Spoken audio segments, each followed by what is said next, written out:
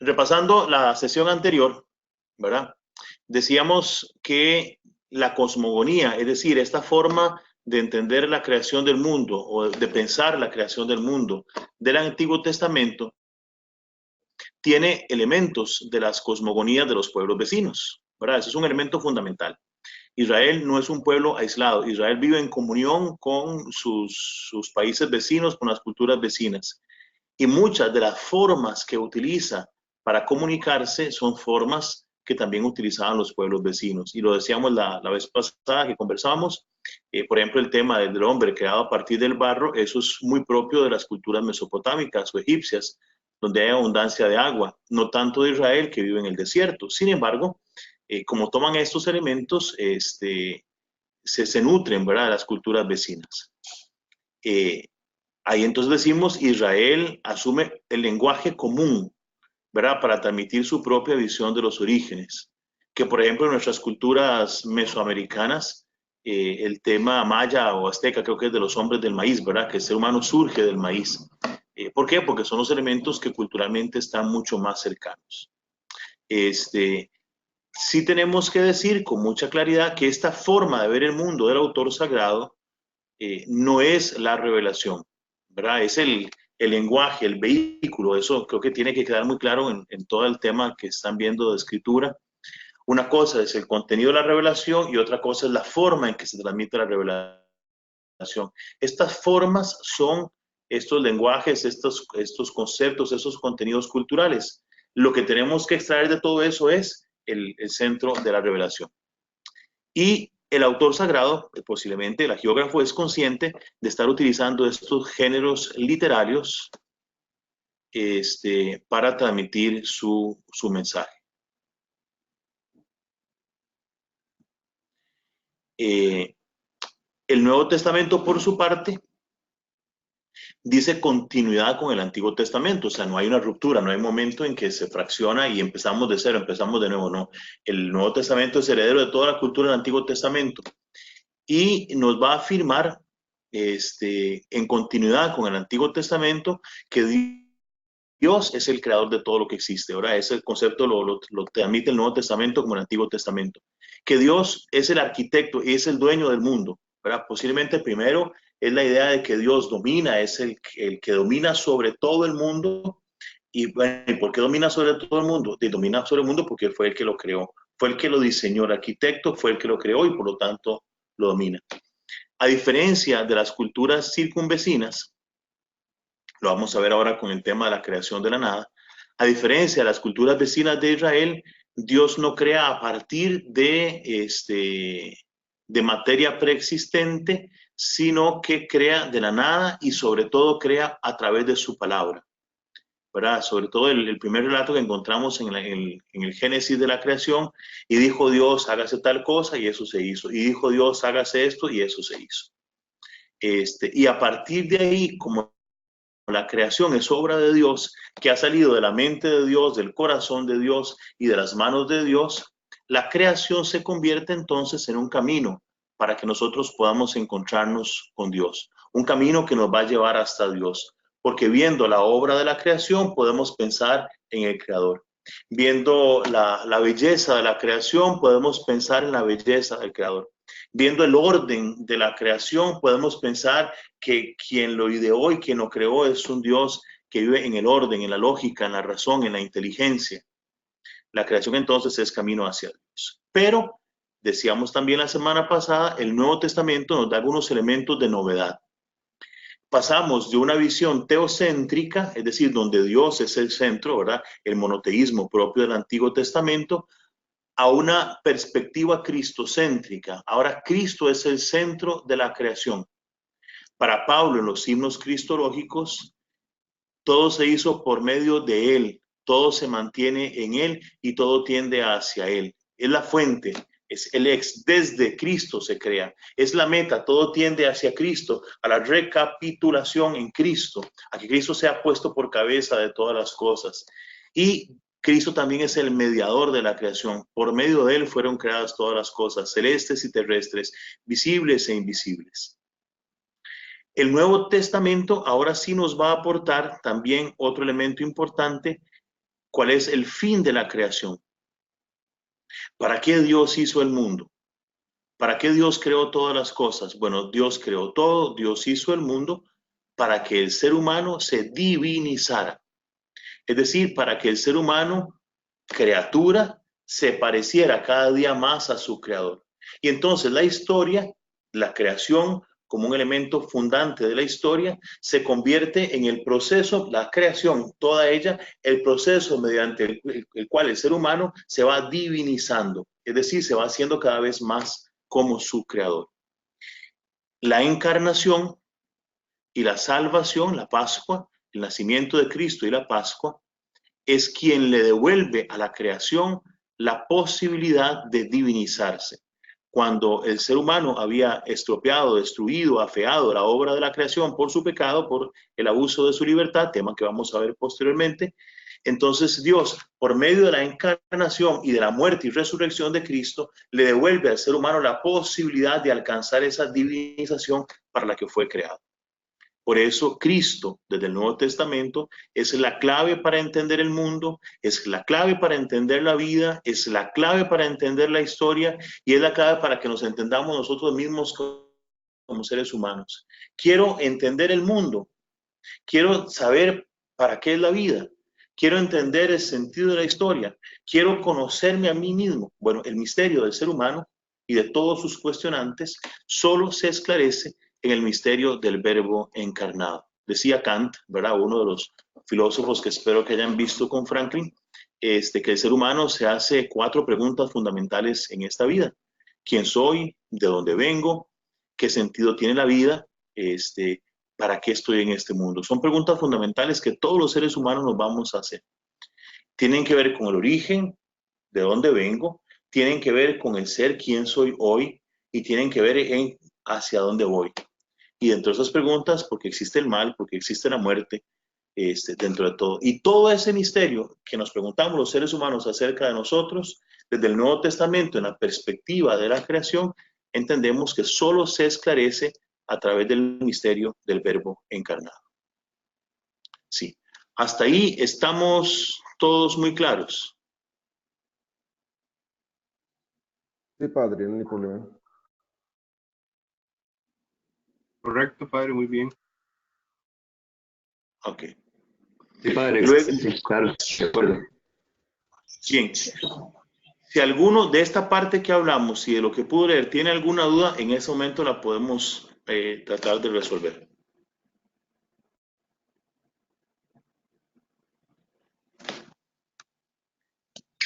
Todo muy claro, todo muy claro.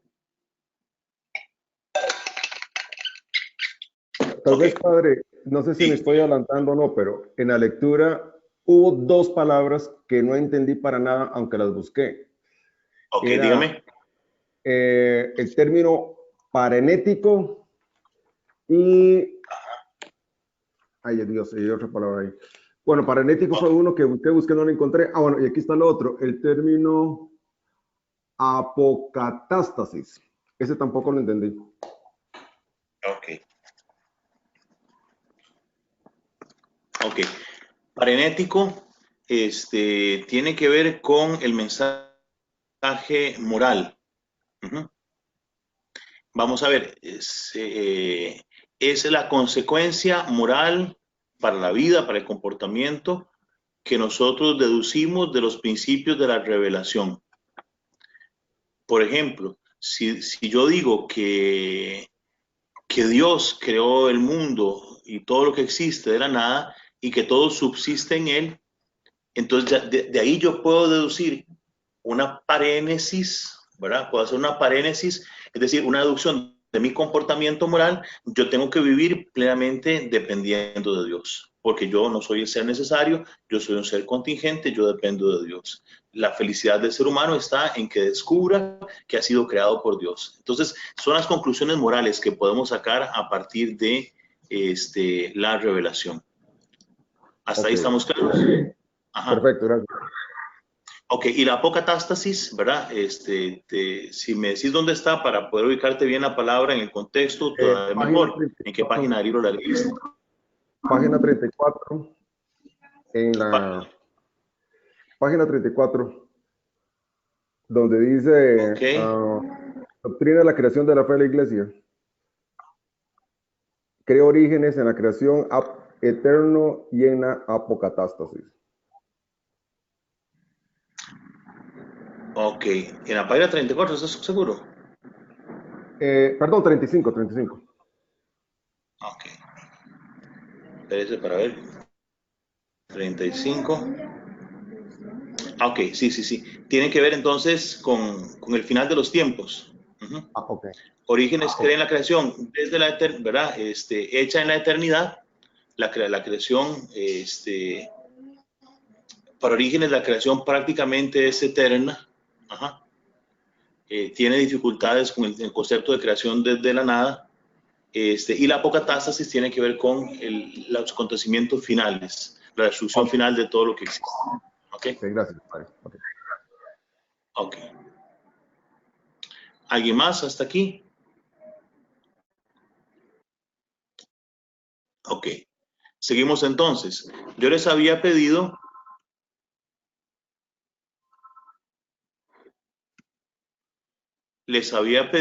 entonces que leyeran el texto, ¿verdad? Lo que no vamos a ver ahora, que tiene que ver con lo que dicen los padres, con lo que dice, ¿verdad?, la historia del pensamiento de la iglesia y lo que dice el magisterio de la iglesia. Al final son 5 ideas fundamentales que tiene el magisterio de la iglesia con respecto al tema de la creación. Primero, ¿verdad? Y sobre todo porque la iglesia crece en un ambiente de pensamiento griego, en un ambiente de pensamiento muy dualista. Para el dualismo, ¿verdad?, la creación parte entonces de 2 principios, no de un principio, sino parte de 2 principios, un principio bueno y un principio malo. El principio bueno, dicen los gnósticos, los dualistas, es el que le da origen a toda la dimensión espiritual. El principio malo es el que le da origen a toda la dimensión material.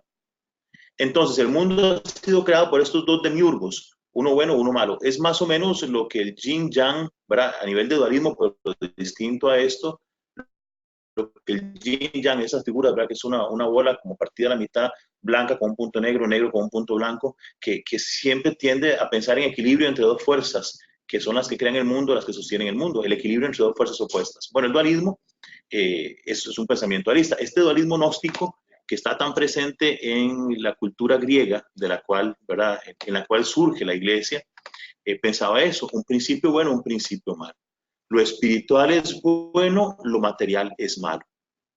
Porque hay varios dioses, varias figuras divinas que dan origen unas a una cosa y otras a otra. Frente a estos dualismos, la historia del pensamiento de la iglesia y sobre todo del magisterio tiende a afirmar que Dios es un único Dios, hay un único Dios y un único principio de todas las cosas. Por eso todo sale bueno de las manos de Dios. Por eso la dimensión material es buena, tan buena como la dimensión espiritual. Una mala concepción de estas cosas nos ha llevado durante muchísimos años en el pensamiento de la iglesia a creer que lo material es malo.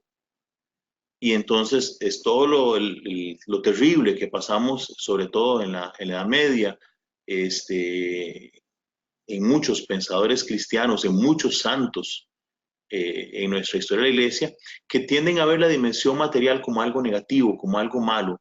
Y entonces lo que tiene que ver con la sexualidad siempre es malo, siempre es pecado mortal. Lo que tiene que ver con el placer, con el gusto, hay que dominarlo, hay que controlarlo. Entonces uno no puede darse gustos cuando come, ¿verdad?, menos los gustos de la sexualidad. El disfrute de la vida siempre se mira con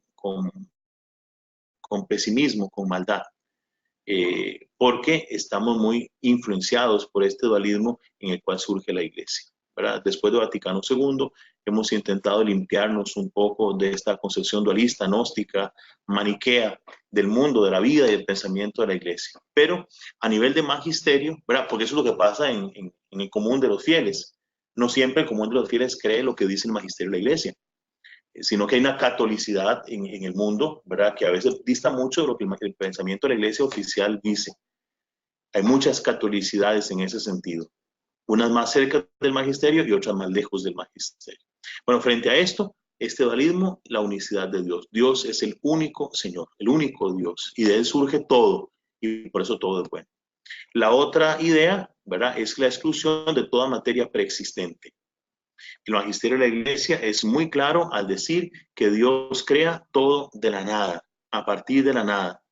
Y por eso, ¿verdad?, todo se mantiene en Dios, todo le pertenece a Dios, y Dios es el origen y la causa de todas las cosas. Sobre todo aquí va a ser el Concilio Vaticano II, un punto muy importante, el Dei Filius y el Concilio Lateranense también, que van a, el primero de Laterano, que van a afirmar muchas de estas cosas. El otro principio que está muy claro en el magisterio es la distinción entre el mundo y Dios. ¿Por qué? Porque hay sistemas ya no dualistas, ¿verdad?, que es una forma de entender el mundo, sino sistemas panteístas que van a decir que como no había nada a la hora de la creación, o como todo es preexistente, todo es divino. Y lo que existe en este mundo material es como una degradación. Eso es Platón, es Plotino, una emanación, una degradación de Dios, pero al final todo termina siendo divino. Esos sistemas panteístas, ¿verdad?, no distinguen entonces entre Dios y el mundo, porque la mesa es sagrada, la computadora es sagrada, el árbol es sagrado, la vaca es sagrada, porque todo es de alguna forma Dios. Son sistemas panteístas, panta, todo, y teos, Dios, todo es Dios. Entonces, en estos sistemas no se distingue entre Dios y el mundo. El magisterio de la Iglesia es claro al decir, Dios es Dios y el mundo es el mundo. El mundo es distinto a Dios, aunque ha salido de Dios, pero es distinto de Dios. La realidad no es divina. Puede ser sagrada porque sale de las manos de Dios, pero no es divina, no es Dios. Y el cuarto punto, Dios es absoluto. Absoluto significa suelto. No hay nada que lo sujete. Es totalmente libre al crear. Dios creó porque le dio la regalada gana. ¿Verdad? Lo vamos a ver ya casi con el primer tema. Dios crea con absoluta libertad. Y a partir de ahí entonces condena todos los dualismos. El dualismo gnóstico, ¿verdad?, que decía, no, la razón es la parte más importante del mundo, del ser humano. La razón, lo importante es lo que uno termine pensando, no cómo termine viviendo. O el dualismo maniqueo, ¿verdad? En la parte más moral, ¿verdad? Todo lo que tiene que ver con sexualidad, con placer es malo. El determinismo, el pensar que el ser humano no es un ser libre, que Dios creó todo y todo viene profundamente determinado ya cómo tiene que ser. Y lo que decía ahora, la crítica a todo panteísmo desde eso también, ¿verdad? Es un poco lo que dice el magisterio de la Iglesia a este punto. Antes de pasar a los temas, y ya ahorita les doy la palabra por si hay dudas con respecto al magisterio, nada más una precisión filosófica. Desde la metafísica o la ontología, ¿verdad?, que espero que haya quedado más o menos claro con Franklin, la metafísica es el estudio del ser de las cosas, es el que se hace la última pregunta. ¿Por qué existen las cosas y por qué no es más bien la nada? ¿Por qué existe el ser y no la nada? Es la pregunta fundamental. Y la metafísica nos va a decir que hay dos clases de seres. El ser que tiene en sí mismo necesidad y razón de su existencia, el ser que existe necesariamente y en sí mismo, lo absoluto, lo suelto, lo que no depende de nada ni de nadie, lo que es profundamente libre, libérrimo en absoluto, ¿verdad? El ser que necesariamente tiene que existir, pero existe en sí mismo. Que eso solo es Dios, es eterno, es absoluto, ¿verdad?, es trascendente, tiene esas características del ser, es el ser en sí mismo. Es lo que Yahvé le va a revelar a Moisés en Éxodo 3:14, yo soy el que soy, el ser. Vamos a ver, cuando digo yo soy ser humano, la palabra humano, a la vez que es un adjetivo sobre el ser, es un limitante sobre el ser. Yo no soy el ser, yo soy un ser humano, porque hay seres humanos, hay seres angelicales, hay seres de flora, de fauna, hay seres, ¿verdad? Cosas. Cuando uno le pone adjetivo al ser, a la palabra ser, está limitando. Es decir, yo no soy todo el ser, yo soy una dimensión del ser. Cuando hablamos de Dios, decimos Dios es. Yo soy el que soy. Dios es. Yahvé, el Señor es. Punto. No tiene adjetivos, porque es todo el ser. Todo el ser es Dios, es lo absoluto. Es un ser sin límite, no es tal cosa, es el absoluto. Yo puedo decir, es que, bueno, ni puedo decir el ser Dios, el ser divino. Sí, lo digo como palabra, pero divino justamente hace referencia a la totalidad del ser, a diferencia de las demás cualidades que pueda decir de otros seres. Y por otro lado existe lo contingente, lo relativo, lo que es relativo, dice relación, absoluto, suelto, relativo, tiene relación con. Es el ser que tiene en otro la razón de su existir. Existe por decisión de otro y por lo tanto no es necesario. Y ese es un punto importantísimo. Nosotros no somos necesarios. No es necesario que yo exista. Si yo dejo de existir, nada pasa, nada sucede. Si Dios deja de existir, todo deja de existir. Pero si yo dejo de existir, o este árbol deja de existir, o esta pared deja de existir, o lo que sea deja de existir, no pasa nada. Porque yo no soy necesario, porque yo no soy absoluto, yo soy contingente. Es más, yo no me sostengo en mí mismo. Por más que yo quiera vivir 400 años, no lo voy a lograr. Por más que quiera morirme ya, no voy a lograrlo, a no ser que atente directamente contra mi vida, pero no a partir de mi decisión. Yo soy contingente, tengo en otro mi razón de ser. Y eso me convierte en una persona profundamente, o un ser profundamente dependiente. Y haciendo una parénesis, ¿verdad? Ahora que Ulises preguntaba, haciendo una parénesis de esta verdad fundamental, el modo de ser del ser humano es en dependencia de Dios. No hay otra forma de ser. Y la libertad para el ser humano es una libertad en dependencia, no es una libertad absoluta, porque yo no soy el ser absoluto. La libertad absoluta me termina destruyendo. ¿Por qué? Porque yo no soy el ser absoluto. La libertad determinada por el ser absoluto es la libertad que me hace bien, que me hace realmente ser lo que soy. Yo no puedo aspirar a una libertad absoluta. ¿Por qué? Porque no soy el ser absoluto. Mi libertad es relativa. Es decir, dice relación a aquel que sí es absoluto. Y una segunda precisión filosófica, antes de darle la palabra por si alguna cosa no queda clara en esto. Frente a los dualismos pesimistas, ¿verdad? Este yin-yang, este maniqueísmo, este gnosticismo, que ve con sospecha el mundo porque hay un principio malo que es parte de la creación, ¿verdad? La doctrina de la creación, desde la revelación, afirma que todo es bueno. ¿Por qué? Porque todo ha salido de las manos de Dios. Frente a los panteísmos ilusamente optimistas, porque dicen, como todo es una emanación de Dios, como todo es Dios al fin y al cabo, ¿verdad? La doctrina de la creación afirma que el mundo no es Dios. No es Dios. Yo no soy divino y otra vez no soy absoluto. Yo soy relativo, ¿verdad? Entonces, este mundo, desde la doctrina de la creación, es desdivinizado, no es Dios, pero es desdemonizado, no es malo. Como no es Dios, puede conocerse, puede manipularse. Como no es el diablo, como no es malo, puede conocerse y puede manipularse para el bien del ser humano. Por eso es en este sistema de pensamiento cristiano, en esta forma de ver el mundo cristiana, desde la cual y solo desde esa va a surgir la ciencia moderna desarrollada en el occidente cristiano. ¿Por qué? Porque es esta concepción de que todo es bueno, todo está para nuestro bien, pero no es Dios. Se puede manipular. Un poco por ahí, ¿verdad? Porque a veces el decir, bueno, ¿qué importa si decimos que es, si había materia preexistente, si somos medio divinos o si esto es malo? No, sí importa. Todo eso importa. Porque justamente de estos principios filosóficos y de estos principios teológicos nosotros hacemos una paréntesis para nuestra vida. ¿Ok? Más o menos por ahí. No sé si hasta este punto alguien tiene preguntas antes ya de pasar a la creación de la nada.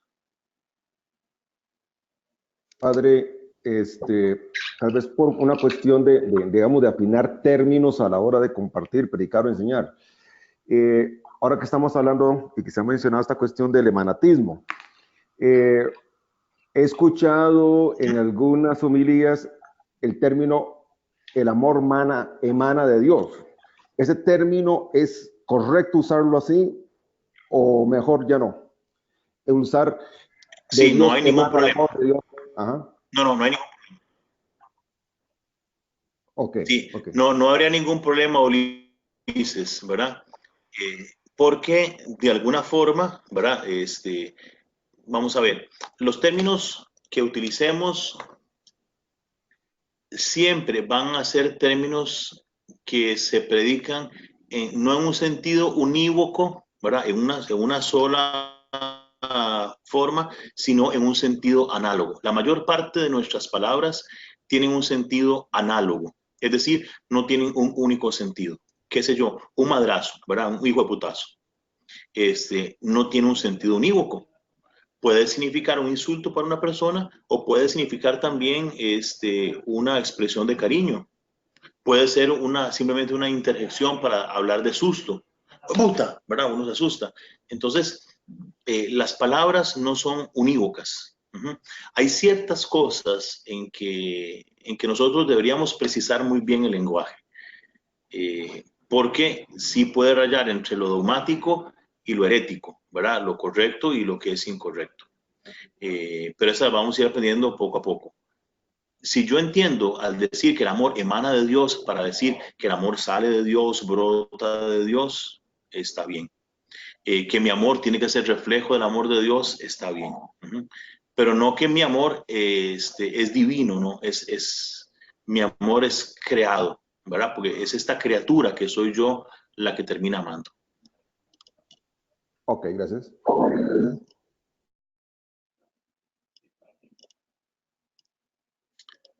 ¿Alguien más? Hola, buenos días, padre. Les saluda Camilo. Camilo. Padre, me pareció excelente ¿No me escucha? Ahora sí, lo escucho, sí.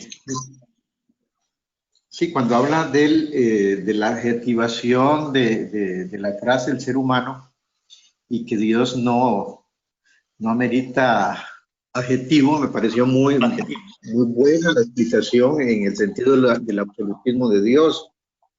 Entonces yo puedo entender el ser humano, el ser vegetal, el ser animal, el ser mineral y el ser de Dios es el absoluto, el único. Pero entonces quiere decir que yo puedo existir o no existir. Y el ser humano puede existir o no existir. Si desaparece el ser humano como tal, ya dejaría de existir el Dios, no el Dios en sí mismo, sino la razón de ser de Dios, porque ya no existe quien piensa en Dios, porque los demás no razonan, los demás seres, por un lado. Y por otro lado, está la existencia o no del aire o la existencia o no de Dios, en el sentido de si es contingente, relativo o si es absoluto. Estos, a pesar de que no tener vida, sí son seres inanimados como el aire, como el agua, pero sí son fundamentales para la sobreexistencia de la vida en la Tierra. Más o menos en ese comentario quería hacer para ver cómo valido mi pensamiento en la existencia o no de estos elementos que son vitales para la existencia de la humanidad. Ok, bien. Vamos a ver. Este mundo creado, o esta creación de Dios, pues más allá de nuestro planeta, ¿verdad? Es todo el sistema, con todo el universo conocido. Este mundo creado durante miles de millones de años existió sin un ser humano que fuera capaz de pensar en Dios. El ser capaz de pensar en Dios, el ser elevado a la condición de imagen de Dios, el único interlocutor en toda la creación de Dios, no apareció sino hace 40 o 100.000 años, según los estudios de los antropólogos. ¿Qué pasó en esos miles de millones de años antes? ¿Qué pasó antes de que el mundo existiera? Si se puede hablar de un antes, porque la creación vamos a verlo después en el tiempo. ¿Dios dejó de ser Dios? No. Si no había nadie que pensara en Dios, ¿Dios dejó de ser Dios? No. Dios siempre ha sido Dios. Por eso es absoluto, por eso no necesita ni que Camilo exista, ni que José Manuel exista. Dios lo único que necesita es él mismo existir, y existir como comunión de personas para poder existir como amor. Es la única necesidad que hay en Dios, ese ser necesario. Lo demás puede no existir y no hay ningún problema. Si desaparece el ser humano, ¿desaparece quien piensa en Dios? Sí. ¿Desaparece quien interactúe con Dios de tú a tú? Sí, ¿verdad? Y nada pasa. Dios sigue siendo Dios. Ahora, este ser humano que somos nosotros, por supuesto que necesita de ciertos elementos para existir. Y en ese sentido, en tanto necesarios para la vida del ser humano, por supuesto, el aire, el agua no son relativos, ¿verdad? Son necesarios. Pero son necesarios para mi vida. Pero en el resto del planeta, donde no existe aire, donde no existe agua, no por eso deja de haber creación de Dios, ni deja, ¿verdad? Le quita ni le aporta nada a la omnipotencia de Dios. El único ser, así filosóficamente hablando, el único ser necesario siempre es y será Dios. Punto. Y nosotros, lo único que necesitamos para existir, es Dios. Solo Dios. Ni siquiera aire, Camilo, porque en el cielo no hay aire, ¿verdad? Ni siquiera agua, porque en el cielo posiblemente no habrá agua. ¿Qué es lo que necesitamos para existir? Dios. Punto. Nada más, Dios. Para existir en este mundo, en estas condiciones espaciotemporales en que vivimos hoy, en este planeta en que vivimos hoy, por supuesto, necesitamos aire, necesitamos agua, necesitamos fuego. Pero para existir en sí mismos, en la existencia que tendremos en la eternidad con Dios, lo único necesario es Dios. José. Gracias, padre. José. Con todo gusto, Camilo. Dígame, Adonai. Sí, Tal aquí vez, en la pantalla veo quién me habla. sí, tal vez retomar un poquito la diapositiva que sacaste ahí de la precisión filosófica, específicamente de la cuestión metafísica. Lo contingente al final somos ustedes y yo, ¿verdad? Dependemos de otro. En cambio Dios, pensando en lo que decía Camilo, ¿verdad? Dios no depende de si existes o no existes, vos como tal, vos como ser humano, siempre ha existido. Entonces, yo digo, es solo, digamos, introducirnos o entender el asunto de que el que es meramente pasajero aquí, ¿verdad? Dependo de otro, soy yo como ser humano. Sí, sí. Y esto, gracias, Ana. Si esto no me hace rezar diferente, entonces ¿qué me hace rezar diferente? Si esto no me hace relacionarme con Dios de una forma distinta, entonces ¿para qué saber todo esto? Eso es para que yo me siente, ¿verdad?, en un sillón o frente al Santísimo y viva permanentemente agradecido a Dios por mi existencia, porque no soy necesario. Y si existo sin ser necesario, es porque existo por un designio amoroso de Dios, que sin necesitarme me eligió, que sin necesitarme me ama. Yo podría no existir, no pasa nada, pero Dios quiso que existiera y existo por el querer de Dios, porque me ama, porque me sostiene con su amor, cada momento, cada instante. Ya solo eso es así. A partir de ahí yo puedo rezar distinto el resto de mi vida, quitándome todo mi orgullo, toda mi vanidad, toda mi soberbia, toda mi autosuficiencia, y saber que lo que soy es por la gracia de Dios, ¿verdad? Como diría Pablo, soy lo que soy por la gracia de Dios, existo por la gracia de Dios. Excelente, así, qué lindo, preciosas tus palabras, de verdad. Ok. Pero no son Muy mías. profundo, padre, muy profundo eso, muy profundo, muchas gracias. No son mías, son de la Biblia, así que tranquilos. Ok, vamos entonces. Si alguien tiene alguna duda más con respecto a esto.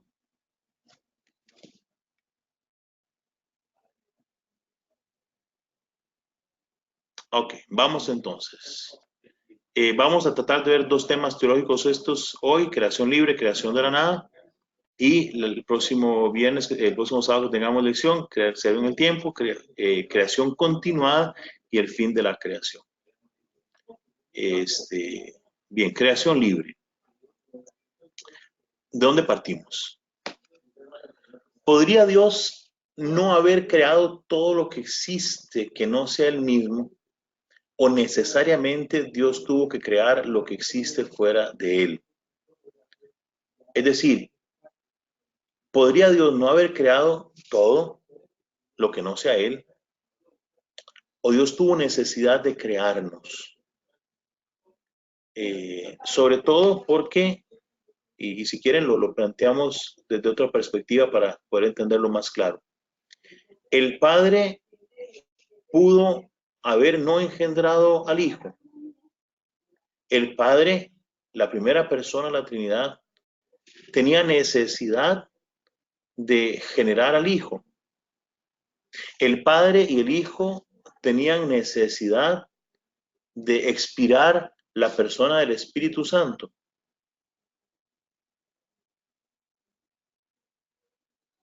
¿Existe en Dios necesidad a este punto?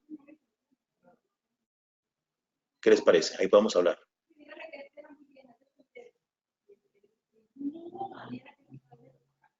Pregunto, ¿existe esa necesidad en Dios?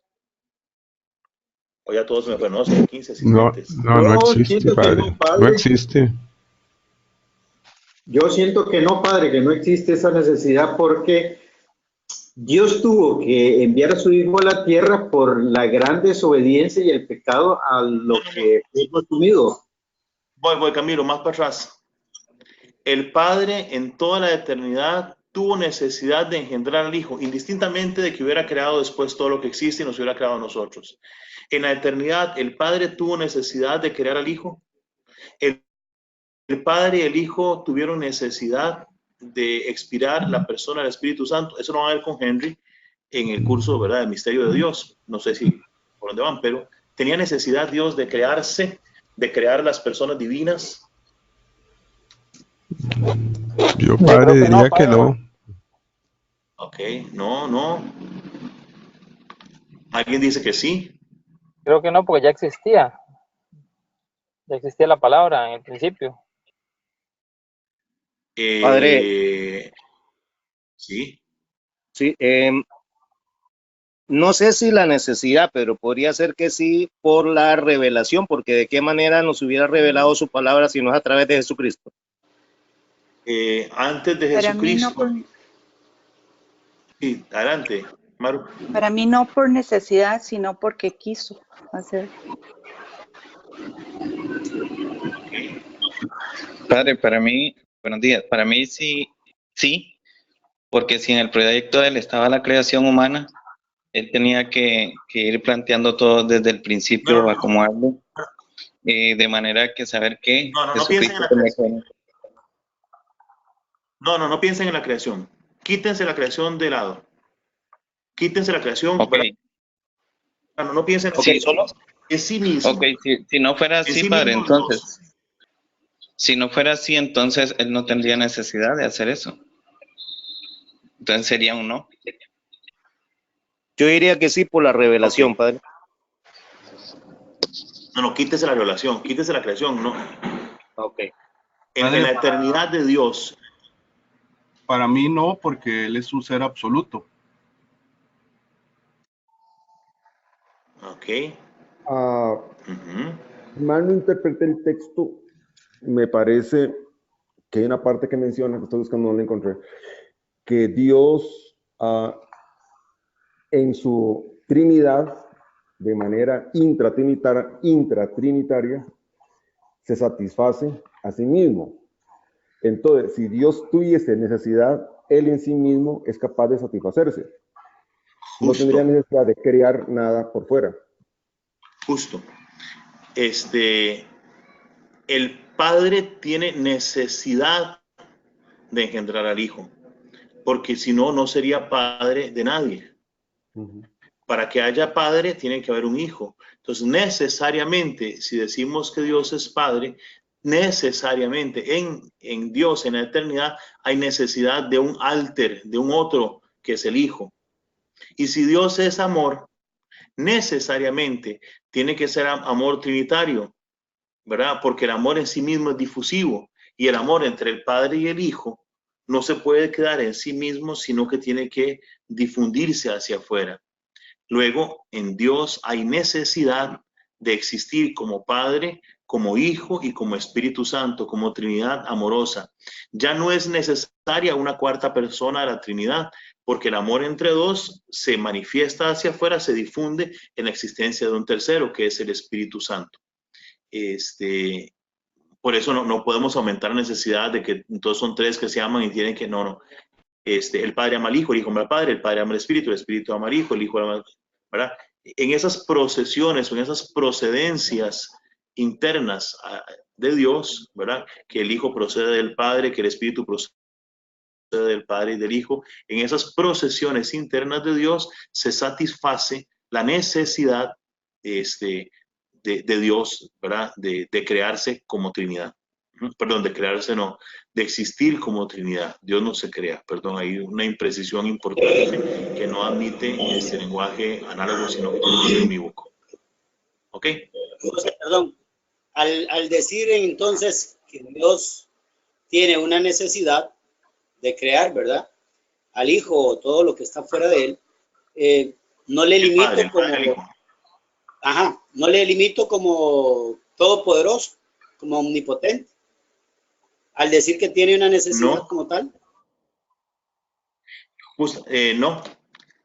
Esta necesidad en Dios no elimina su omnipotencia, ni elimina su absolutez, diría, el ser absoluto. ¿Por qué? Porque nunca ha existido el Padre sin el Hijo sin el Padre el Hijo sin el Espíritu. En la eternidad de Dios se satisface esa necesidad. Y este Dios que existe eternamente, ¿verdad? Es un ser absoluto, es un ser perfecto, es un ser omnipotente. ¿Verdad? El asunto aquí es que nosotros, como somos seres humanos temporales, inmediatamente cuando pensamos en estas cosas estamos pensando en un tiempo en que el Padre existía solo y que después entonces el Padre engendró, ¿verdad? Generó al Hijo, y que después del Padre y el Hijo procede el Espíritu Santo, porque nosotros somos temporales y solo podemos imaginar una sucesión de acontecimientos, porque vivimos en el tiempo. Dios no vive en el tiempo, porque el tiempo existe en tanto existe la materia. Dios no es material, entonces en Dios no hay tiempo. En la eternidad, un concepto totalmente difícil de entender para nosotros, que solo podemos pensar en lo temporal, en la eternidad el Padre necesariamente engendró al Hijo y el Padre y el Hijo necesariamente procede del Espíritu Santo, como una necesidad para un Dios que existe como amor. Porque si no existiera como amor, si fuera un Dios unipersonal, si fuera un Dios y una persona, un ser divino y una persona divina, nada más, no amaría a nadie. ¿A quién ama Dios? A nadie. ¿Dios es amor? No, no es amor. ¿Por qué? Porque no tiene un alter, un otro para amar.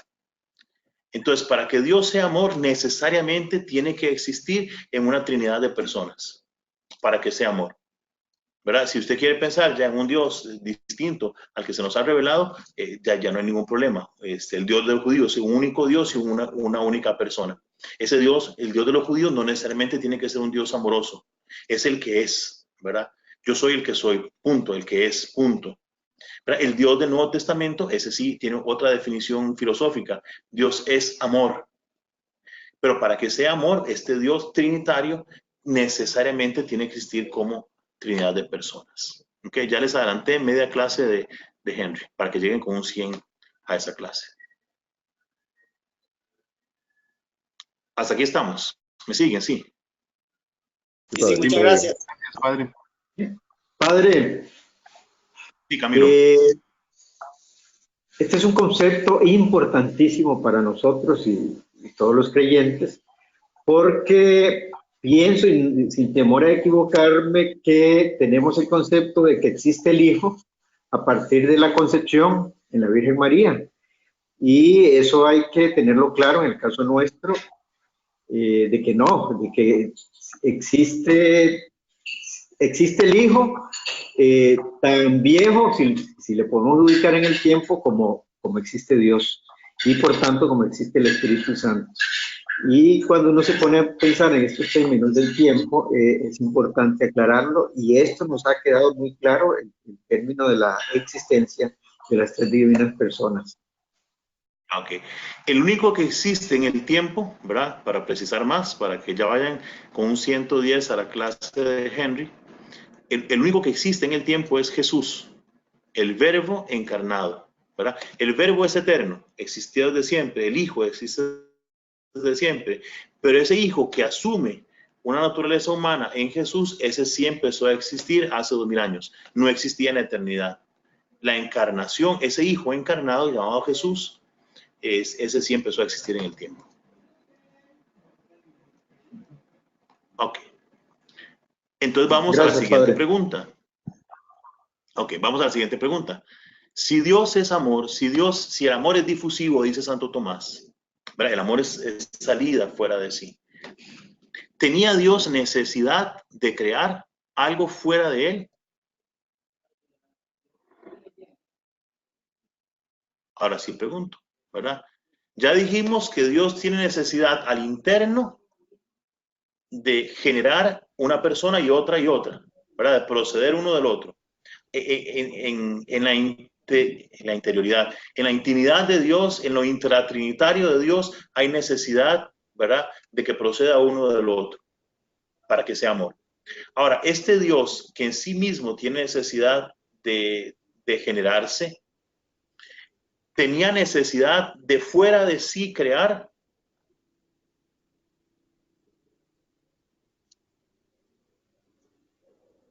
José, yo creería que sí, porque esto es una concatenación de hechos, para decirlo de alguna manera. Entonces, para amar, tiene que tener no solo el Hijo y el Espíritu Santo, sino algo fuera de sí para mostrar ese amor. Ok, gracias, Adonai. Hola, padre. Ulises. Yo, en esa parte, yo diría que no. Porque si hablamos de que tiene necesidad de criar, sería como que estuviese siendo obligado a. Y Dios no crea por obligación, crea porque es soberano desde su libertad. Entonces, viéndolo así, plantearía que no crea por necesidad, sino crea por un acto libre. Ok. Muchas gracias, Ulises. Y esto le quitaría la contingencia a la existencia de la creación, porque entonces ya lo volvería algo necesario. Y al final partiríamos del hecho de que somos contingentes. Dios no nos necesita. Ok, sí, justamente. La necesidad de Dios para que exista como amor se satisface al interior de la Trinidad. Dios no necesita crear, ¿verdad? Las procesiones intratrinitarias sí son necesarias. El que proceda uno del otro de los otros sí es necesario. Pero la creación como sí misma no es necesaria. Porque eso terminaría limitando la trascendencia de Dios y termina anulando, obviamente, en la parte paranética, ¿verdad?, nuestra libertad y la gracia de Dios. Dios a sus actos ad intra actúa por necesidad, ¿verdad? Las procesiones trinitarias y eternas son necesarias. Pero Dios a sus actos ad extra, fuera de sí, actúa por necesidad, ¿verdad? Esto no quitaría la contingencia en la condición de criaturas, pero, y pareciera desprenderse de esto que decíamos que el amor es difusivo. Pero en la Escritura vemos que aunque no hay afirmaciones explícitas, ¿verdad?, de que la creación sea libre, se desprende esta libertad de Dios al crear y no por necesidad de la absoluta soberanía de Dios, de su trascendencia y de la autonomía del mundo, ¿verdad? El Antiguo Testamento en la Escritura, bueno, en todo el Antiguo y Nuevo Testamento, no habla de que Dios creó libremente, pero sí menciona a un Dios profundamente soberano y trascendente. ¿verdad? Y con un mundo bastante independiente de Dios, más de lo que a veces nosotros quisiéramos. Pero también hay claridad en que la creación se ajusta a un plan divino. Donde hay un plan, hay inteligencia, hay voluntad y también entonces hay una ejecución libre. Israel tiene conciencia de haber sido elegido y entonces después termina tomando conciencia que fueron elegidos, pero fueron creados gratuita y libremente por Dios. Es decir, si Dios nos eligió, es porque podría no habernos elegido. Y eso es muy importante. Como todos ustedes son similares en edad conmigo y algunos más viejos y muy pocos más jóvenes, ¿verdad? ¿Se acuerdan de aquella película La Laguna Azul? Esos son dos chiquillos que se ahogan en una isla y van creciendo. Y al final terminan enamorándose uno del otro. Pero ¿de quién más se van a enamorar? Ahí no hay libertad a la hora de elegir, porque solo hay alguien para elegir, solo hay una persona para elegir amar. ¿Verdad? Si nosotros somos elegidos es porque, primero, pudimos no haber sido elegidos o porque Dios podría haber elegido otros. Entonces, de ahí se entiende que la elección es algo gratuito. ¿Verdad? Si el Señor se ha enamorado de nosotros, no es porque seamos el más grande de los pueblos, ciertamente somos el pueblo más pequeño. ¿De qué se enamoró Dios de nosotros? ¿De qué nos escogió? Bueno, libre y gratuitamente Dios nos eligió, es la conciencia del pueblo del Antiguo Testamento. Y pasar de la elección entonces también al tema de la creación. Bueno, y si nos eligió libremente, entonces también fue que nos creó en ese acto gratuito y libre de su amor. Como les repito, no es un criterio, ¿verdad?, definitorio que aparece en la Escritura, pero todo parece que la Escritura sobreentiende este tema de la creación libre de Dios. En el magisterio de la Iglesia. Perdón, ¿podrías colocarme un poquito la diapositiva, la otra anterior? Un momento, nada más para una foto. Gracias. Ok. Yo le mandé las láminas de la sesión pasada, ¿no? No, no las tengo yo. No la enviaron, no la envió. No, la pasada no. Y le mando eso también. Perfecto. Los padres, ¿verdad? Los padres de la iglesia, Clemente dice, con una palabra de su magnificencia lo estableció todo y con una palabra puede trastornarlo todo. San Atanasio dice, cuando Dios quiere crear lo que no existía, delibera antes. Pero cuando engendra el verbo de su propia naturaleza, no hace antes ninguna deliberación. ¿Verdad? Eso nos habla así que a nivel, al interno de Dios, hay una necesidad, ¿verdad? Cuando engendra el verbo, no hace ninguna deliberación. ¿Por qué? Porque es necesario.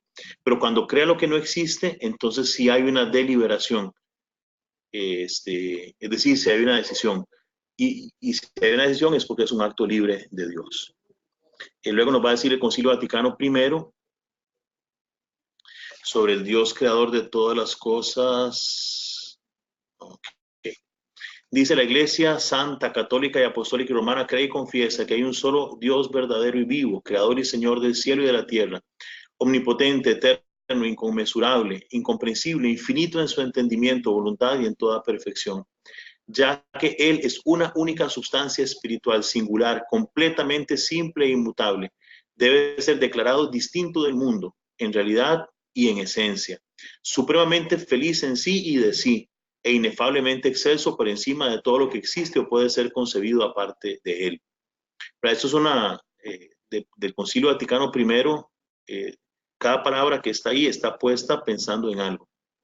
Este único Dios verdadero, por su bondad y por su virtud omnipotente, no con la intención de aumentar su felicidad, si no le falta nada a Dios, ni ciertamente para obtener la felicidad, no le falta nada a Dios, sino para manifestar su perfección a través de todas las cosas buenas que concede a sus criaturas, por un plan absolutamente libre, juntamente desde el principio del tiempo, creó de la nada a una y otra criatura, la espiritual, los ángeles, y la corporal, a saber, lo angélico y lo mundano, y luego la humana, como constituida a la vez de espíritu y de cuerpo.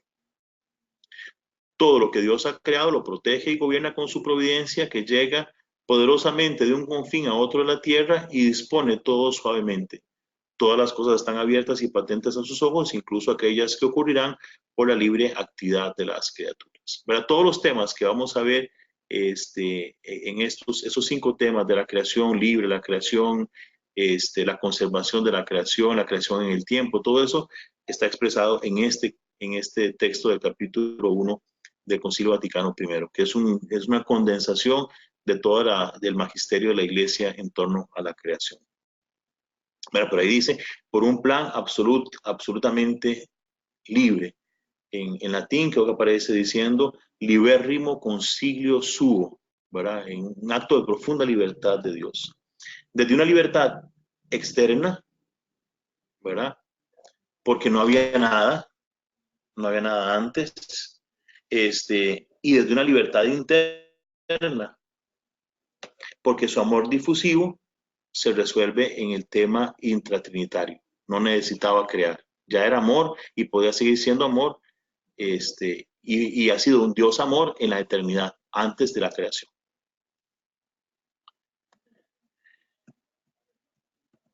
No quiere pasar esto.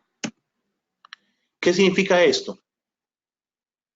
Que en Dios existe libertad interior y exterior, ¿verdad? Es decir, no hay nada antes, no hay nada fuera de Él antes de la creación que lo obligue a crear. Es que Dios fue obligado a crearnos, no, porque no hay nada fuera de Dios. Es que Dios está obligado internamente a crearnos porque el amor es difusivo. No, ya sabemos que no. ¿Por qué? Porque el ser de Dios trinitario ya satisface su ser de amor. Entonces no hay nada dentro de Dios en su ser divino y no hay nada fuera de Dios porque no existe nada que lo obligue a Él a crear. Las procesiones trinitarias resuelven el tema del amor difusivo. Dios no necesita del mundo, ¿verdad? No hay necesidad en Dios. Dios se basta a sí mismo. El mundo, el ser humano, no es necesario, es contingente, ¿verdad? Y la libertad con que Dios crea hace evidente esta contingencia. Por eso el creyente abraza su contingencia, y aquí es la paréntesis, ¿verdad?, que sacamos de esto. El creyente abraza su contingencia, su limitación, su finitud, su ser relativo, como una evidencia del amor infinito del Dios que no lo necesita, ¿verdad? Yo creo que ustedes, todos los que están casados, ahí nos llamamos los 3 solterones, ¿verdad?, de este grupo, pero todos los demás que están casados, si después de 20, 30 años de matrimonio, su esposa les dice, mira, yo la verdad es que hace muchos años dejé de amarte, pero me quedé aquí a la par tuya porque necesitaba una casa donde vivir, necesitaba la parte económica, ¿verdad? Cuando aparece, cuando la otra persona descubro que estaba a la par mía por necesidad y no por libertad, ya eso no es amor, ¿verdad? Entonces, el sentir, el descubrir que Dios no me necesita para nada, pero aún así yo existo. Y aún así no solo existo, sino que me ama, es abrazar este amor infinito del Dios que no me necesita, pero me ama. Y eso es amor de verdad y es amor libre, ¿verdad?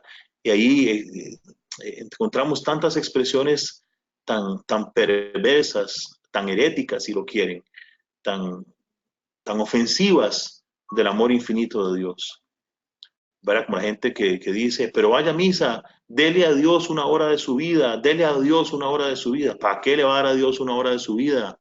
¿Qué diablo necesita Dios una hora de mi tiempo? ¿Qué diablo necesita Dios mi vida? ¿Verdad? O aquellos que con cara de mártir frente al Santísimo, Señor, yo te ofrezco mi vida entera. ¿Y para qué quiere Dios mi vida entera? Dios no me necesita. ¿Para qué quiere mi vida? Yo no soy necesario. Dios no hace nada con mi vida. Si yo le digo a Dios que le ofrezco mi vida, no es porque Dios me necesite, es que yo necesito dársela, porque descubro que soy dependiente, porque descubro que soy relativo, porque descubro que mi única forma de ser es ser en dependencia, es ser en Él, pero no por Dios, ¿verdad? Porque se nos sale la soberbia, se nos sale el orgullo, se nos sale la vanidad de creer que yo le aporto algo a Dios, hago más grande a Dios, ¿verdad? Por eso es importante tener claridad teológica de estas cosas. Porque si uno no tiene claridad teológica de esto, termina diciendo o repitiendo discursos que pueden sonar muy bonitos, pero que ofenden claramente el nombre de Dios. Y su mandamiento: no tomarás el nombre de Dios en vano. Y por lo tanto el mundo es un don y el mundo es un regalo. Por eso el creyente tiene una postura optimista, porque la creación es la autodonación de Dios en el amor. Este mundo en el que vivimos es un regalo de Dios para nosotros, porque nos ama. Dios creó todo para nosotros, porque nos ama. Porque nosotros, lo vamos a ver también, estamos ahí hacia el fin de la creación. Entonces, no hay presión externa, ¿verdad? ¿Por qué? Porque Dios crea todo de la nada. Fuera de Dios no hay nada que presione a Dios a crear. No hay necesidad interna. Las posiciones intratrinitarias, ¿verdad?, satisfacen el ser amoroso de Dios. Y esto solo lo entendemos por la revelación, que solo en la libertad y en el amor desde la nada se puede construir el mundo, ¿verdad? Solo un Dios libre y un Dios que hace toda la nada constituye este mundo para nosotros. Hasta aquí, antes de pasar a la creación de la nada, ¿preguntas?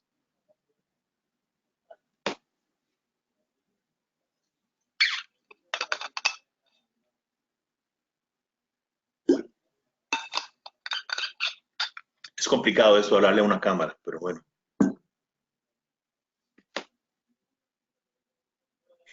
Padre, esto que usted esté hablando, conversando, que nos está transmitiendo sobre el amor de Dios y su,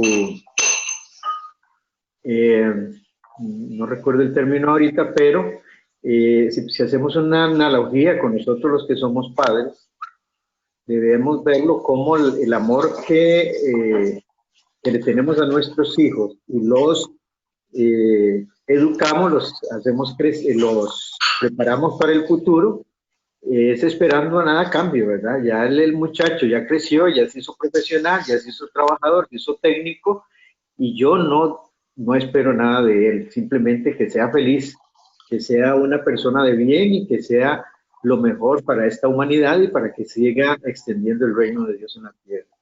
Así siento yo el amor de Dios para que con nosotros, sus hijos, ¿verdad? Él no espera nada a cambio, simplemente que nosotros continuemos la obra de amor en el mundo y en eso me satisfago en ver esa analogía más concreta, más material o más palpable con el amor de Dios. Sí, gratuito y libre. Así es, gratuito y libre, la obra de la creación. Muchas gracias, Camilo.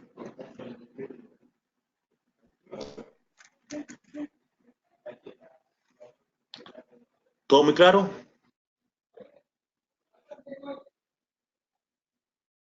Seguimos entonces con la creación de la nada. Ok.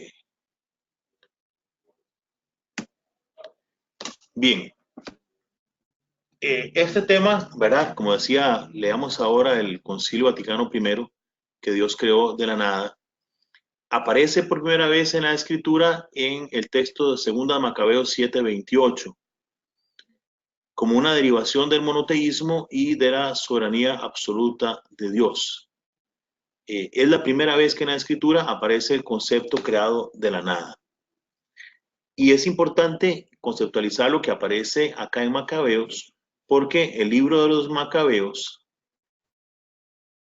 es uno de los últimos libros de la revelación, justamente cuando el pueblo de Israel entra en contacto con la cultura griega, ¿verdad? Aparece el tema el libro de los Macabeos. que nos va a aportar particularmente a la revelación este texto de la creación de la nada, también nos va a aportar otro tema que va a ser muy importante a nivel de la salvación, la retribución, que es el tema de la eternidad, ¿verdad? De la resurrección. Hasta el libro de Macabeos, la revelación del Antiguo Testamento no tiene tanta claridad en qué va a pasar con nosotros después de la muerte. Y por eso es un punto de inflexión con toda la teología de la retribución intrahistórica. Eso igual lo hemos hablado, pero igual lo seguiremos viendo posteriormente también. Pero bueno, en el tema aparece Dios creando de la nada hasta el texto de Macabeos, que es de los últimos libros.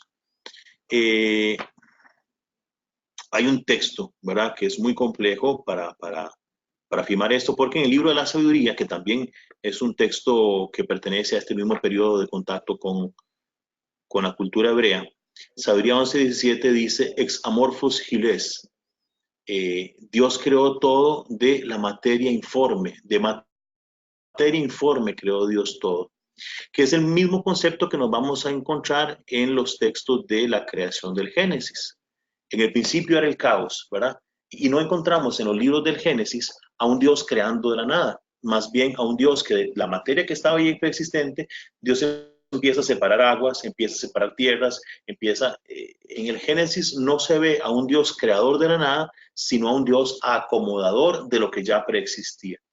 Y esto mismo nos encontramos, ¿verdad?, con esta expresión del libro de la sabiduría, donde dice que Dios creó de materia informe, ex amorphos giles, retomando un concepto platónico que el autor no comparte, ¿verdad?, como lo vemos evidentemente en esos otros textos de la sabiduría. Pero lo que nos friega la paciencia es que está puesto ahí en la palabra de Dios. Entonces, ¿qué decimos de este texto? Bueno, que el autor está retomando un lugar común, ¿verdad?, en la forma de expresarse, pero que obviamente esto, ex amorphos giles, no pertenece a la revelación, sino que tenemos que ir inclinando más bien por la otra opción que aparece como novedad en el pensamiento de Israel a partir de este contacto con la cultura griega, de que Dios, como aparece en Macabeos, creó todo de la nada. En la tradición hay una uniformidad y hay una constancia clara en la formulación dogmática de que Dios creó todo de la nada, creatio ex nihilo, ¿verdad? Creación de la nada. Intencionalmente lo menciona así en latín, ¿verdad? Para que, por lo menos para tratar de aprender la pronunciación, creatio ex nihilo. Para los apologetas, los padres apologetas que viven después del periodo apostólico, es la afirmación del monoteísmo frente a las tendencias dualistas, ¿verdad? Porque generalmente los pensamientos dualistas van a poner los demiurgos haciendo cosas muchas veces a partir de materia creada. En el libro del pastor, ¿verdad?, escrito por Hermas, dice, hay un solo Dios que es quien todo lo ha creado, todo lo ha completado y de la nada ha hecho que todo sea. Aunque algunos, por dialogar con la filosofía de la época, admitan la materia eterna informe, pero siempre, aunque compartan este texto de una materia eterna informe, siempre terminan afirmando que esa materia eterna informe fue creada por Dios y después de ahí Dios hizo toda la creación que existe. A este punto creo que es importante decir, solo hay dos posturas de frente a estas cosas, ¿verdad? No hay una postura intermedia. O todo es eterno, o todo es contingente, o todo es creado. Algunas corrientes, ¿verdad? Pero lo que pasa es que la ciencia no, vamos a ver, la ciencia no puede darnos el porqué de las cosas o la razón última de las cosas. La ciencia lo que nos va a mostrar es cómo se manifiesta el fenómeno, no nos va a dar razón del fenómeno. Entonces sí, la física dice la materia no se crea ni se destruye, solo se transforma. ¿Por qué? Porque la ciencia nunca ha visto la materia creándose, solo ha visto la materia transformándose. Desde una gran explosión a algo que empieza a crecer. Es una explosión que empieza a transformarse, ¿verdad? La ciencia, como no puede ver el fenómeno de la creación, solo le queda admitir la eternidad de la materia, ¿verdad?, como un principio para decir que la materia solo se va transformando y no se va creando. Porque nunca hemos visto que se cree nada nuevo. Ok. Pero filosóficamente solo hay dos posturas. O todo es eterno o todo es creado.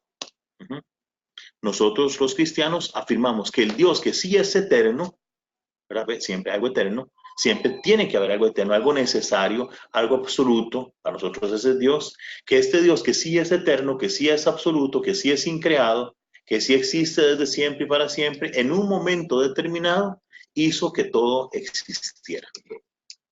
Y aquí creo que es importante, tal vez no está en las láminas, no recuerdo que esté, hacer una distinción entre, pero eso lo vamos a ver después, en la conservación de la materia. Perdón, me quito y se lo digo en la próxima sesión.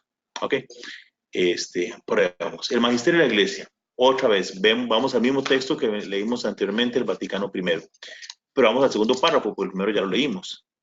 Este único Dios verdadero, por su bondad y virtud omnipotente, no con la intención de aumentar su felicidad, fin de la creación, ni ciertamente de obtenerla, sino para manifestar su perfección a través de todas las cosas buenas que concede a sus criaturas, por un plan absolutamente libre, que ya lo vimos, necesidad interna y necesidad externa en Dios, juntamente desde el principio del tiempo, creó de la nada, ex nihilo, a la una y otra criatura, la espiritual y la corporal, a saber, la angélica y la mundana, y luego la humana, como constituida a la vez de espíritu y cuerpo. ¿Verdad? El magisterio de la iglesia ha sido unánime. De hecho, ¿verdad? Siempre vamos a presentar a Dios desde los primeros concilios. Vamos a ver a un Dios pantocrator, ¿verdad? El único Dios que es creador de todas las cosas. Entonces, ¿cómo entender esto? En sus expresiones más concretas. No hay materia alguna que preceda al acto creador de Dios. Nada existía.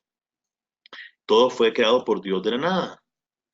Aunque no necesariamente creado en su forma actual. Y esto es importante precisarlo, sobre todo de frente a las teorías evolucionistas. Todo lo que existe ha sido o es creado permanentemente por Dios, aunque no necesariamente en su forma actual, ¿verdad? Si descubrimos que la ciencia nos dice que la creación es evolutiva, es que eso que Dios empezó a crear y sigue creando, lo crea de forma evolutiva, que va modificándose a través del tiempo hasta llegar a su forma actual. No hay ninguna contradicción al afirmar el acto creador de Dios de la nada con el acto de la evolución, ¿verdad? Dios pudo haber creado todo como una... pudo haber empezado la historia de la creación como un núcleo ahí de materia que empezó a explotar, hizo una explosión, el Big Bang, que empezó a expandirse, ¿verdad? Que en un momento determinado, en una constelación, en una galaxia, en un planeta, en ciertas condiciones particulares, empezó a generarse la vida hasta que a través de miles de millones de años llega a aparecer esta forma actual, que no es la forma posiblemente definitiva de la creación, posiblemente no, pero es la forma actual que tiene este mundo que va evolucionando, pero todo siempre partiendo de un Dios que desde la nada empezó a sacar y a crear todo lo que existe. Esto supone, como decía, que no podemos criticar desde la teología la teoría de la evolución, porque no es un aumento del ser, sino simplemente un cambio de su estructura y de su forma, ¿verdad? La teoría de la evolución no supone un aumento del ser, sino un cambio en las estructuras y en la forma nada más. Si todo sale de Dios, y esto lo afirma con mucha claridad el texto, la creación del Génesis, la creación es fundamentalmente buena y niega todo posible dualismo. Dios me hizo a mí cuerpo y alma, y no hay una parte mala en mí, porque cuando Dios me hizo, vio Dios que era bueno, y vio Dios que era muy bueno cuando hizo al ser humano. La creación es buena, no es mala, ¿verdad? Yo no puedo rezar como hacían los monjes de la Edad Media, diciendo esta cárcel y estos hierros para referirse a la dimensión corporal. Pero yo no puedo pretender, como decía Platón, que las almas van a transmigrar de cuerpo en cuerpo y que el cuerpo es la cárcel del alma, ¿verdad? No, yo sé que Dios a mí me creó desde mi perspectiva material y desde mi perspectiva, en mi dimensión material, en mi dimensión espiritual, y todo eso que soy yo material y espiritualmente es bueno, porque sale así de las manos de Dios. Y finalmente, la creación no es Dios, está en Dios y depende absolutamente de Dios. No es Dios, ¿verdad? Ya dijimos, no es un emanatismo. No es que Dios emanó parte de su sustancia, parte de su ser divino y se fue degradando hasta formar todo lo que existe. No.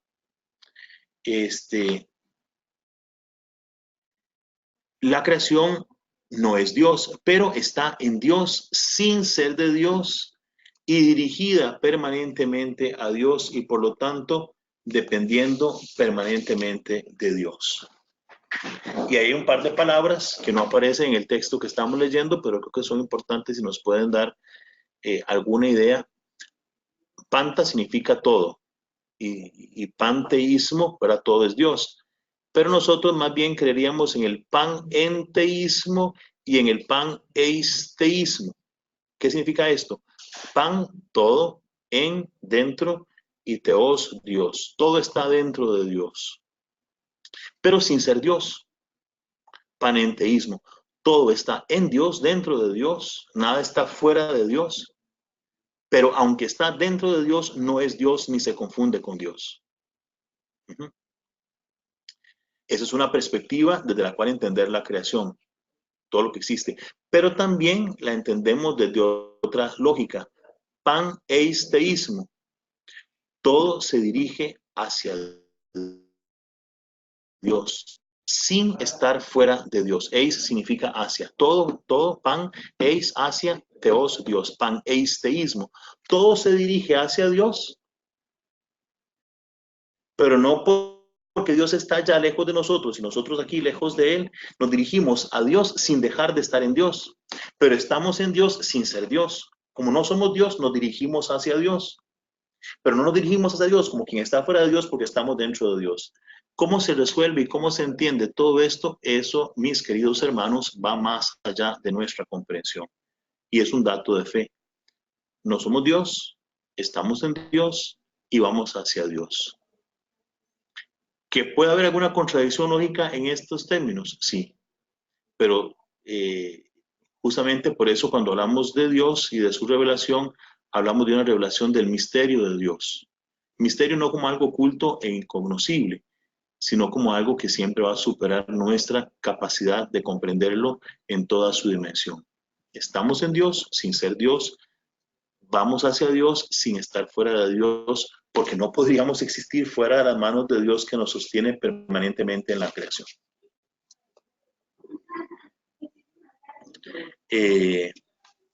Nada más hay un par de palabras sobre la teoría de evolución, ¿verdad? Para que luego no entremos en equívocos.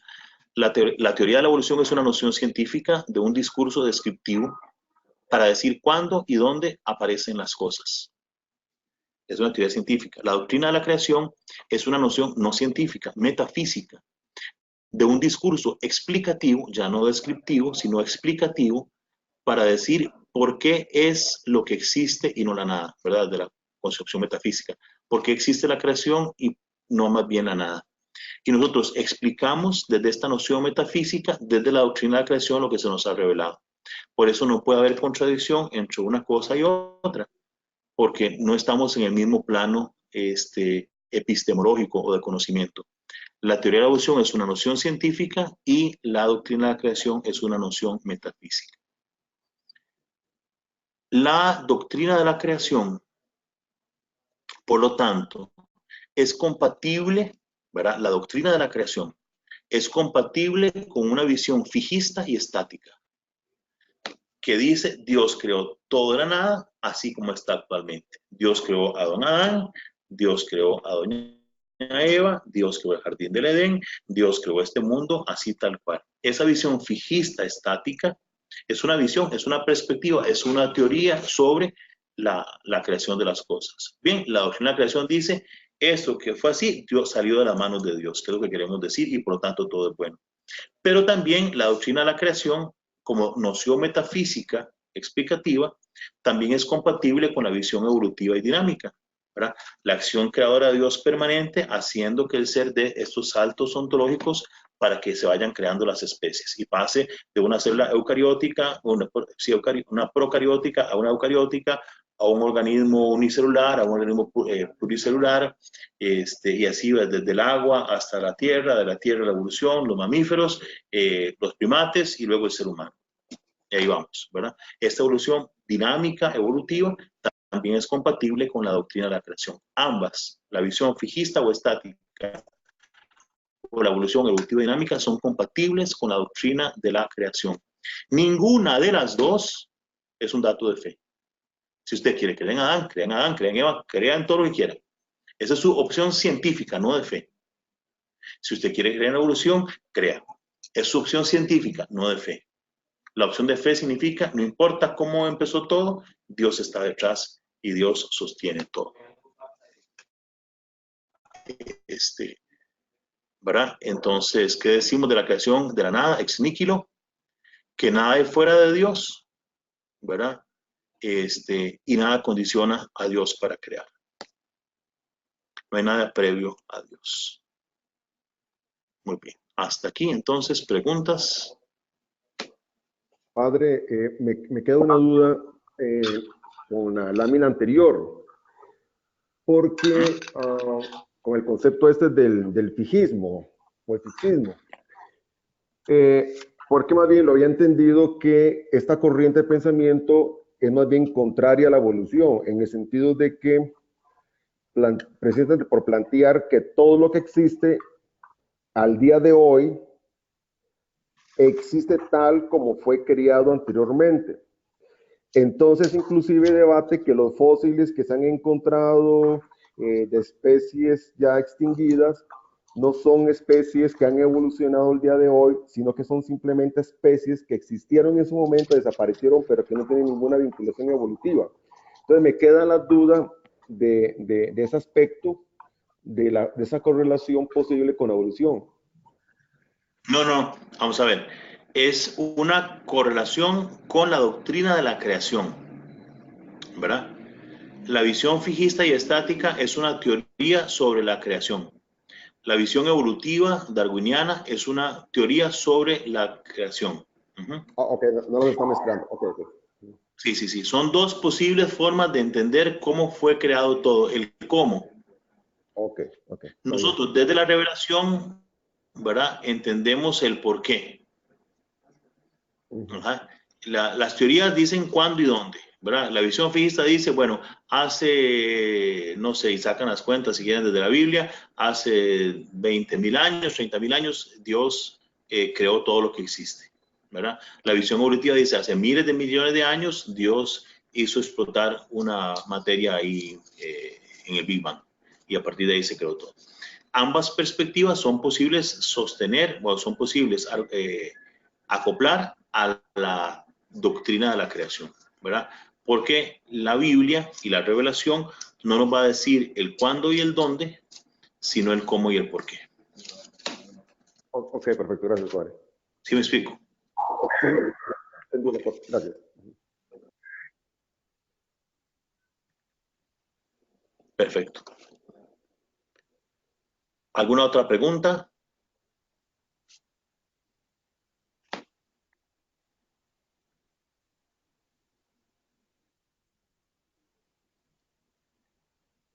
¿Todo quedó tan claro?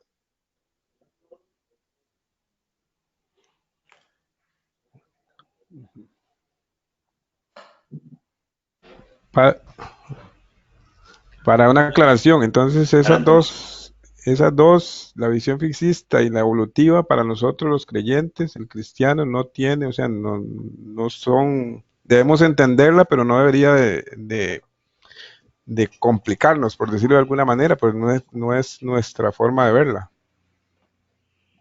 Estaríamos en la fe, digamos, en creer que existe, o sea, que Dios creó independientemente de la visión fixista y la visión evolutiva.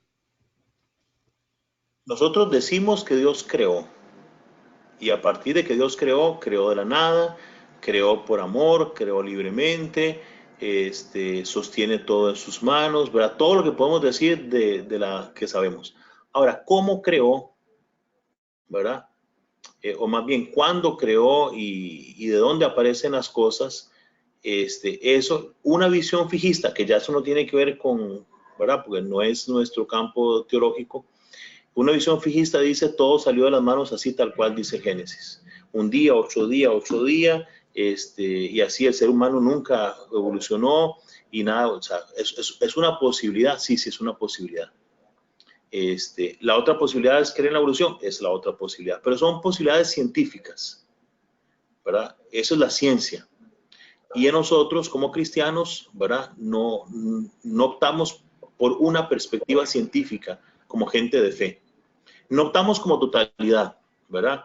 Pues usted me pregunta a mí, yo no creo en la visión fijista y estática, yo creo en la visión evolutiva y dinámica. Yo, José Manuel. Pero entiendo que puede haber creyentes que quieran creer a nivel científico en la visión fijista y estática. ¿Verdad? Entiendo que puede haber creyentes que puedan creer así. Pero es una opción de ciencia, no es una opción de fe. La opción de fe es creer que todo sale de las manos de Dios. De la forma que sea, pero todo sale de las manos de Dios, que todo es bueno, que Dios no tiene necesidad, que crea libremente. Eso es lo que nosotros tenemos que decir. Correcto, Padre, gracias. Ok, Mario. Padre, hace poquito alguien me preguntó que si yo creía en los extraterrestres. Entonces, desde el punto de vista de las teorías que estamos hablando, desde el punto de vista de la creación de Dios, yo comenté que desde el punto de vista científico me podría yo cuestionar de dónde vienen y de dónde están y en qué planeta viven y en cuántos años luz están de acá de la Tierra. Pero desde un punto de vista de fe y de creación de Dios, yo dije, yo no tengo ningún problema en que existan o que no existan. Porque al final, si Dios creó todo de la nada, y si Dios creó el universo, pues ellos son también creación de Dios. Así es que no tengo ningún problema desde el punto de la fe, si existen o no existen. Exactamente, si existen, salieron de las manos de Dios. Porque Dios quiso, porque le dio la gana, porque es bueno y son amados por Dios y todo, ¿verdad? Si existen, no hay otra posibilidad que no hayan salido de las manos de Dios. Nuestro único cuestionamiento, y ahí sí será en el tema de eclesiología y misionología, nuestro único cuestionamiento es cómo Dios se ha encargado de hablar con ellos, qué les ha dicho, por dónde van en cuanto a la revelación, y tenemos que evangelizarlos. Esa es nuestra única preocupación, si existen.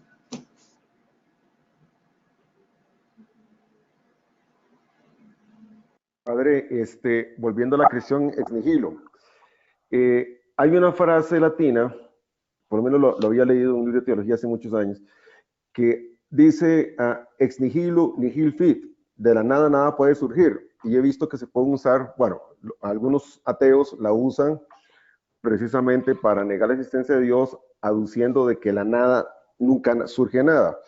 Pero he visto que en algunas corrientes teológicas usan esa frase precisamente para justificar la creación de Dios, la existencia de Dios como Dios creador. ¿Usted cómo ve esa frase? Ok, entonces tenemos que ubicarnos en cuál campo estamos. En el campo de la ciencia, la constatación científica es que de la nada, nada sale. Filosóficamente, decir que de la nada sale algo es una contradicción lógica, ¿verdad? Porque la nada justamente es nada. ¿Y qué puede salir de la nada? Nada. Filosóficamente hablando, es una contradicción hablar de una creación de la nada.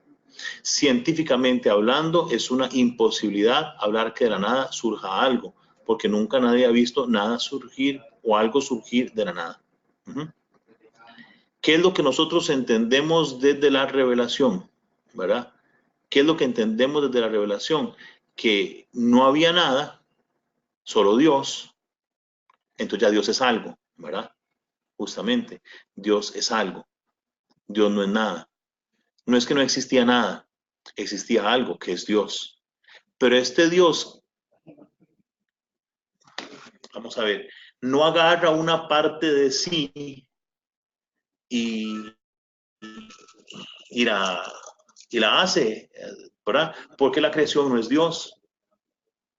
Dios en su omnipotencia contraviene todas las leyes posibles de la lógica y de la naturaleza para sacar donde no hay lo que hay, y como algo distinto de él, pero que está en él. Distinto de él, pero está en él.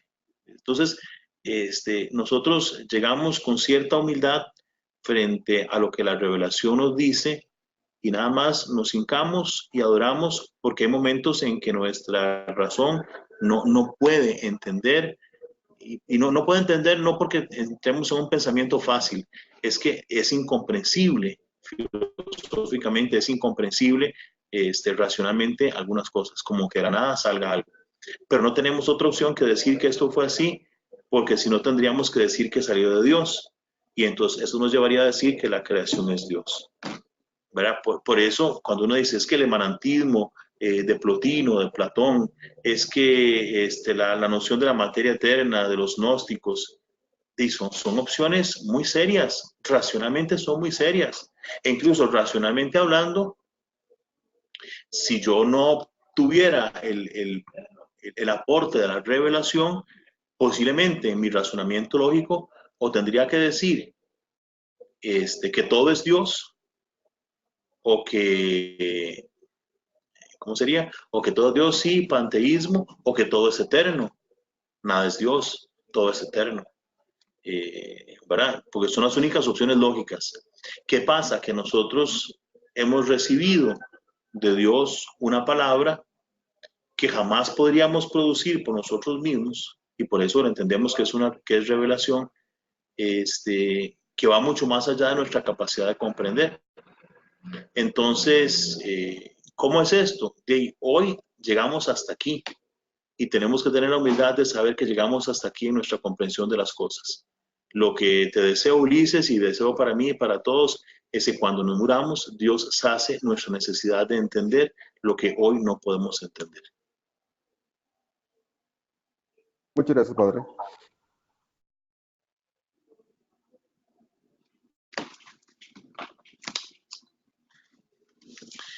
Bien, estamos entonces. Muchísimas gracias. Vamos entonces a quedar hasta aquí. Yo sí les pediría, ¿verdad? Lo que les dije antes, yo no puedo revisar si ustedes leen antes de la clase o no leen antes de la clase. Es mejor leer antes de la clase. Igual se lo van a tener que leer, ¿verdad? Es mejor leer antes de la clase. ¿Para qué? Para que puedan venir ya con las dudas, escuchar una explicación sobre lo que ya se han leído para que quede mucho más afirmado en ustedes, ¿verdad? Y poder resolver mejor las cosas, porque si ustedes se van de aquí ahora a leerse el texto y les aparecen más dudas, ¿verdad? Esta es la oportunidad para poder solventarlas. Entonces, ¿por qué? Porque también uno percibe cuánta lectura hay, cuánta lectura no hay en las expresiones. Entonces, nada más para que, igual van a tener que leerlo. Entonces, mejor hagámoslo antes y no después. Bien, muchas gracias. Creo que ha sido una interesante experiencia. Espero acostumbrarme más a hablarle a la computadora. Voy a tener que poner a alguien aquí detrás de la computadora para poder conversar con esa persona. Que descansen, feliz almuerzo y feliz lectura para esta semana que viene. Chao. Bendiciones, muchas gracias, Padre. padre. Chao, padre.